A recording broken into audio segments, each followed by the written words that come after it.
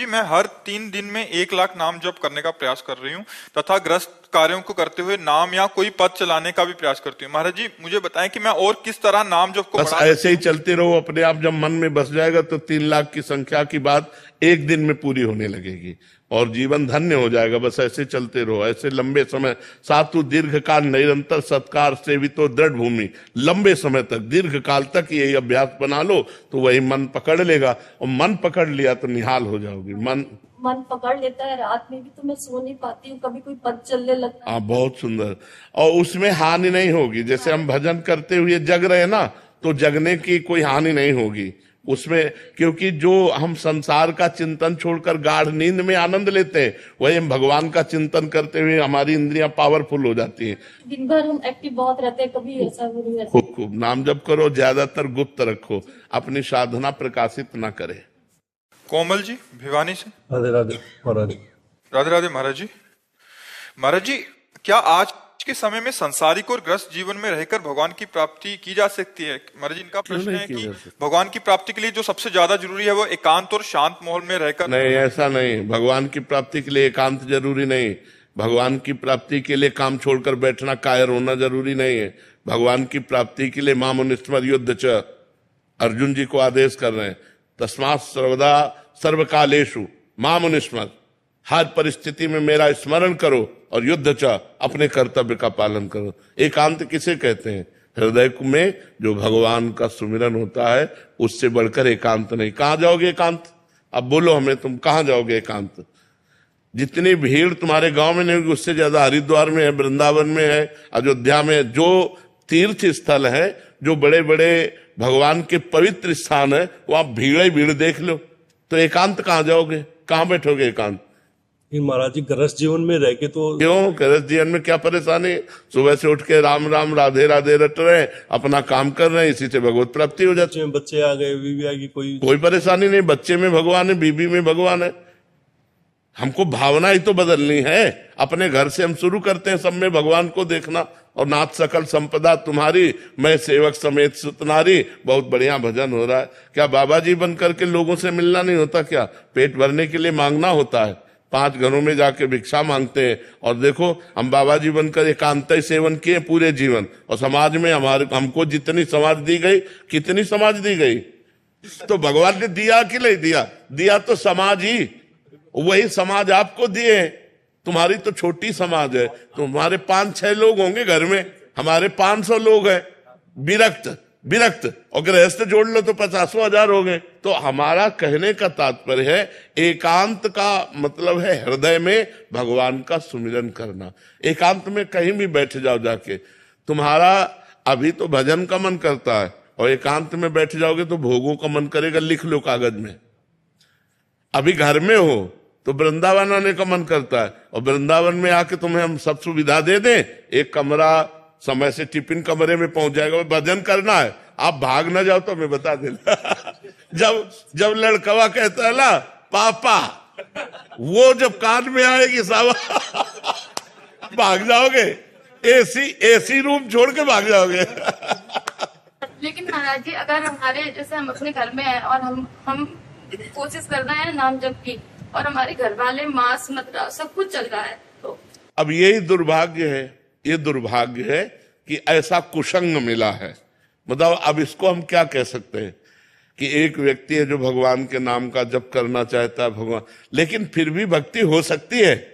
क्योंकि जब लंका में भक्ति हो सकती है तो भक्ति हो सकती है, नहीं हो सकती?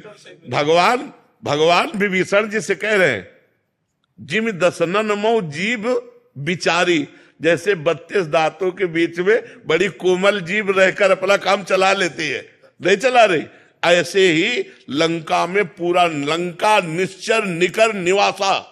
यहां कहां सज्जन करवासा, लेकिन वहां भी विभीषण जी ने भक्ति की। ऐसी भक्ति की कि भगवान ने कहा तुम सरीखे संत प्रेम रे। और वहां तो हमें लगता है केवल विभीषण जी ऐसे होंगे जो मांस न खाते होंगे, नहीं तो सब मांस खाने वाले थे। मदिरा और मांस का तो वहां मतलब आहार ही था। कुंभकर्ण के लिए पूरा एरिया जमा किया जाता था। जब जगता था तो एरिया के भैंसे खा जाता था। जैसे अपने पकौड़ा खाते हैं ना, ऐसे वो भैंसे खाता था। भैंसे है, बकरी है, सब मतलब तभी भगवान ब्रह्मा जी ने उसे 6 महीने सोने का, कि एक दिन जगे 6 महीने सोए ले तो पूरी सृष्टि का आहार कर जाएगा। ऐसे लोगों के बीच में रहकर उसने भजन किया। तो आप घबराइए मत, वो जो जैसा करेगा वैसा फल पाएगा। आप अंदर ही अंदर राधा जपिए। अंदर अंदर इसलिए करें कि बाहर कंठी बांधोगे, तिलक बांधोगे तो मांस मदिरा पीने वाले लोग वो आपका हो सकता है विरोध करें। तो हमें लगता है भक्ति विरोध नहीं। अगर कोई कह रहा कंठी ना बांधो तो ये ले उतार के रख दिए। भक्ति अंदर का विषय है। बिल्कुल संसारी बन के रहो और अंदर राधा राधा जपो, तुम्हें भगवान की प्राप्ति होगी। भजन से भगवान की प्राप्ति होती है, ना कि बाबा जी बनने से भगवान की प्राप्ति होती है, ना कहीं भागने से भगवान की प्राप्ति होती है। सच्ची मानो, आप अपने घर में मेहनत की कमाई का जो अन्न पा रहे हो और जो भजन कर रहे हो और कभी भूखे टूटे को आपने भोजन करा दिया, ये सबसे बढ़िया बात है। हम लोगों का हिसाब कटता है। जो हम वस्त्र पहने इसमें इसका भजन जाता है, जो प्रणाम करते हैं उनको भजन जाता है, जो भोजन देते हैं उनको भजन जाता है। ये सब फ्री नहीं है, यहाँ सबका टैक्स है। और अगर भजन कम पड़ गया तो हमको नरक जाना है। हरे शिष्य धन शोक न हरई, सो गुरु गोर नरक मा पड़ई। अच्छा, आप इस भागवतिक टैक्स से बचे। मेहनत की कमाई से कपड़े पहनते हैं, मेहनत की कमाई खाते हैं और अपनी मेहनत की कमाई दूसरों को भी दे देते हैं। गौ सेवा, संत सेवा, आए हुए अतिथि की, भिक्षुक की सेवा। तो गृहस्थी धर्म बहुत बड़ा है। हम लोग गृहस्थी धर्म में ही पैदा हुए और गृहस्थी धर्म से ही हमारा पोषण होता है। पोषण भी गृहस्थी धर्म से होता है। अगर ये आप लोग समझते हो कि गृहस्थी धर्म में भगवत प्राप्ति नहीं हो सकती, तो आप सच्ची मानो, सबसे पहले गृहस्थी को भगवत प्राप्ति होगी। पर धर्म से चले।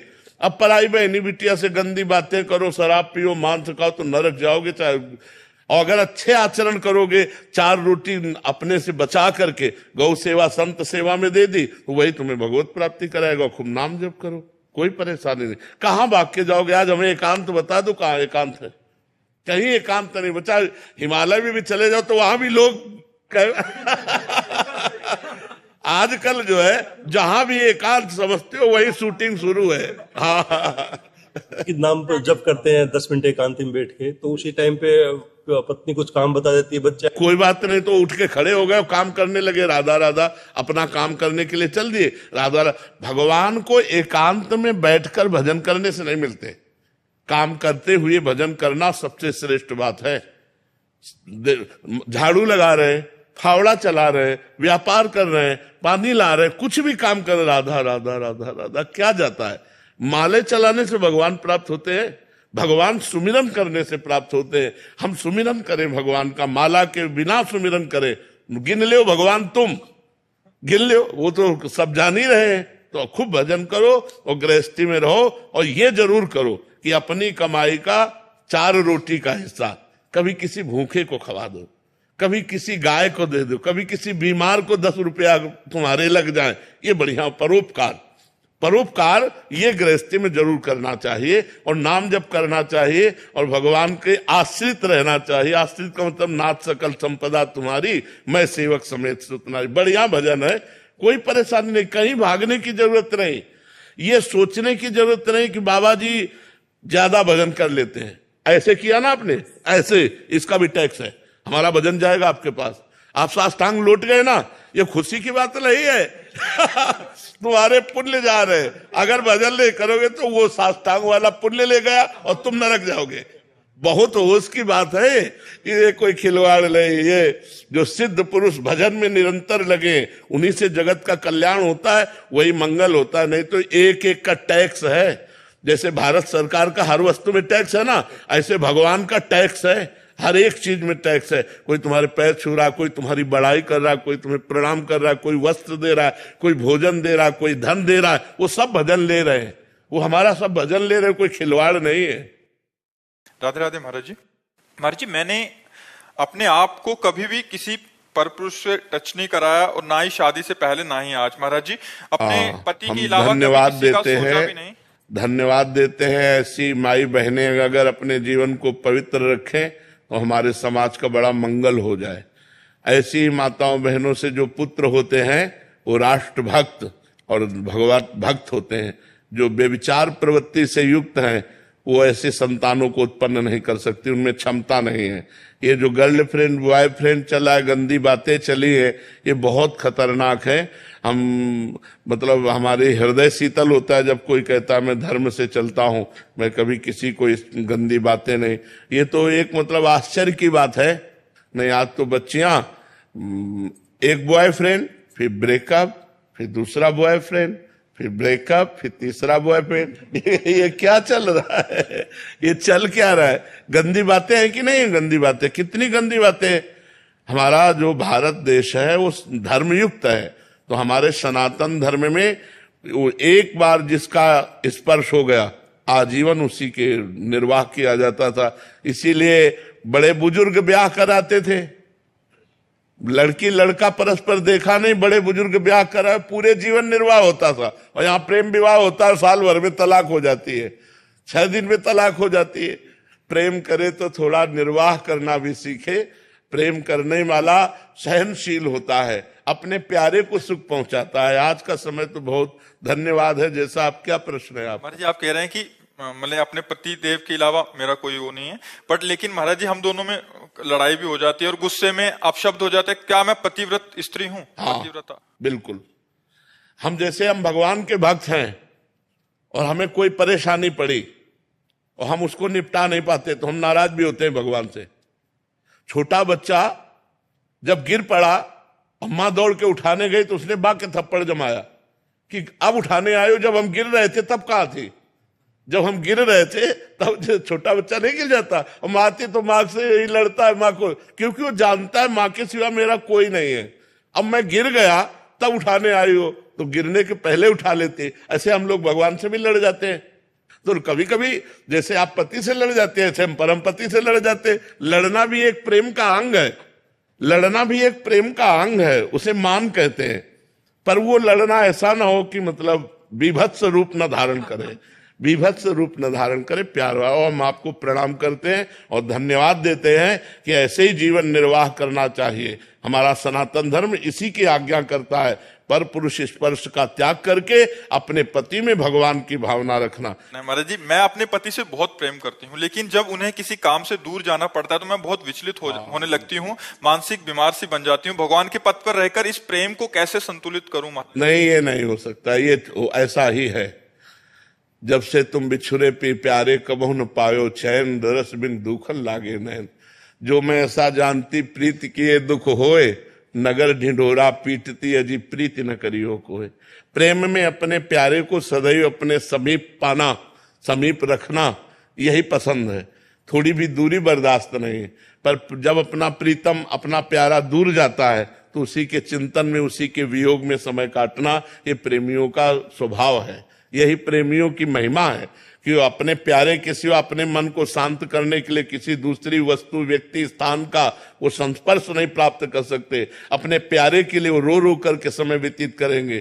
पर प्रेम का जो स्वभाव होता है वो यही होता है कि अपने प्यारे को समीपता चाहता है, कि आप हमसे कभी दूर न हो, आप हमारे आंखों के सामने रहें, आप हमारे हृदय से लगे रहें। प्रेम ऐसा चाहता है। पर व्यवहार में जाना पड़ता है तो उस समय वो जो वियोग होता है वो सारे पापों को नष्ट करके भगवत प्राप्ति कराने वाला होता है। इसलिए नाम जपना चाहिए और पति का स्मरण करते हुए उस वियोग दुख को सहना चाहिए।